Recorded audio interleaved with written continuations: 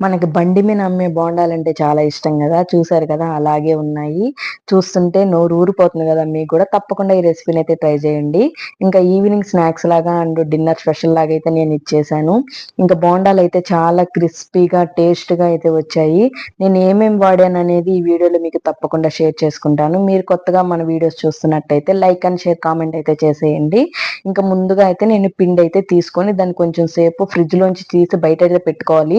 అప్పుడే మనకి కొంచెం టేస్ట్ బాగైతే వస్తుంది. ఇంకా నెక్స్ట్ సన్నగా తరుక్కున్న ఉల్లిపాయలు, కొంచెం కరివేపాకు, కొంచెం అల్లం అండి. కొంచెం మనం సన్నగా తరుక్కొని వేసుకుంటే మన పంటి కిందకి ఆ ఫ్లేవర్ అనేది చాలా బాగా వస్తుంది.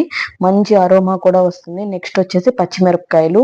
ఇవి కూడా మొత్తం వేసి సన్నగా తరుక్కొని దానిలో కొంచెం వంట సోడా అండ్ కొంచెం తగినంత ఉప్పు వేసుకొని లైట్‌గా వాటర్ వేసుకొని ఇది మనం బాగా మిక్స్ చేసుకోవాలి. అప్పుడే మనకి బోండాలనేది చాలా మంచిగా అయితే వస్తాయి. పునుగులు కూడా ఇలా ఒకసారి తప్పకుండా ట్రై చేయండి. ఇంకా నెక్స్ట్ వచ్చేసి దీంట్లోకి కొంచెం ఉప్మా రవ్వ అయితే వేశాను. ఎందుకంటే మనకు కొంచెం క్రిస్పీనెస్ అనేది వస్తుంది ఉప్మా రవ్వ వేయడం వల్ల. ఇవి కూడా మనం బాగా మంచిగా అయితే బాగా కలుపుకోవాలి. కలుపుకున్నప్పుడు మనకేమవుతుందంటే మనకు బోండాలు చాలా మంచిగా అయితే క్రిస్పీగా అయితే వస్తాయి.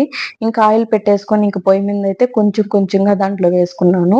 నేను చిన్న సైజు బోండాలైతే చేశాను. చూసారు కదా! చాలా క్రిస్పీగా ఏయంగానే తేలిపోయాయి. మనం పిండి కలుపుకునే దాంట్లోనే ఉంటుందండి ఏదైనా.